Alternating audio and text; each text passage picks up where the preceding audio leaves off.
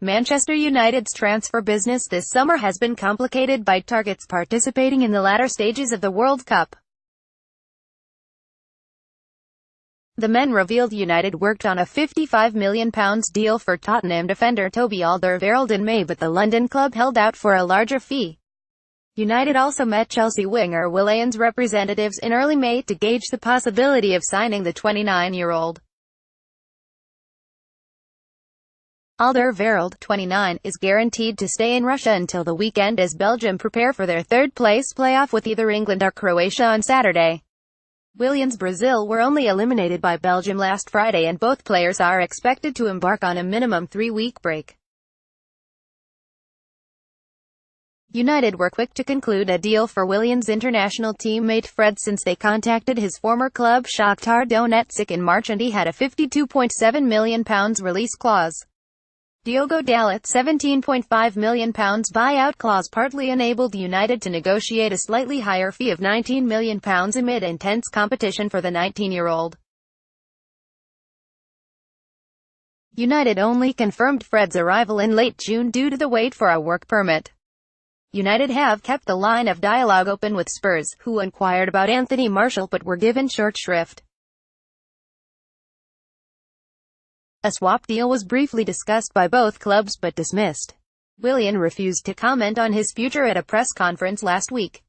The Brazilian's uncertain future at Chelsea is further compounded by the club's managerial and financial situations. Antonio Conte is still in charge while the FA Cup winners attempt to negotiate a compensation fee with Napoli for coach Maurizio Sarri, who has already been replaced by Carlo Ancelotti. United players pictured returning for pre-season training. Chelsea have so far failed to make any signings this summer after owner Roman Abramovich withdrew his application for a UK visa. Abramovich has put plans to expand Chelsea's Stamford Bridge Stadium on hold, but the club is confident of agreeing a deal for Napoli midfielder Jorginho. United agreed personal terms with Nemanja Matic in May last year but did not sign him until July 31, as Chelsea waited to recruit Timo Bakayoko as his replacement, and dragged out negotiations over a fee. United eventually paid Chelsea £35 million, with £5 million in add-ons.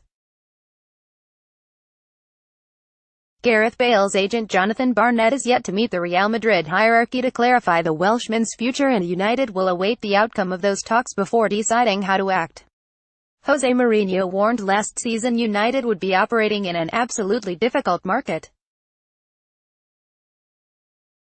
"We are going again to touch our squad and to believe that more than spend is probably the evolution of our players," Mourinho said in April.